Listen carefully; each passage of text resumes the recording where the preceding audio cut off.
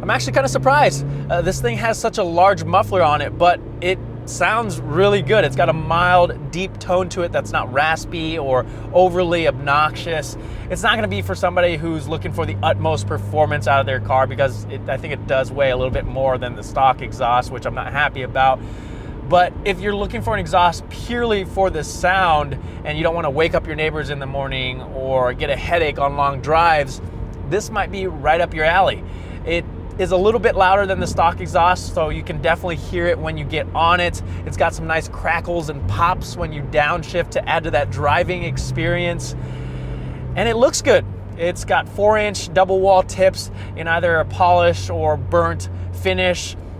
And like I said, if you're looking for something mild that's still enjoyable on a daily driver, you may want to look into one of these. Now, I'm actually going to be giving away the exhaust that's on this car. All you have to do is hit that subscribe button, give this video a thumbs up, and then comment down below letting me know which exhaust you want to see next. And that's literally it, guys. Good luck to everybody who participates. Thank you guys so much for watching. I'll see you in the next one.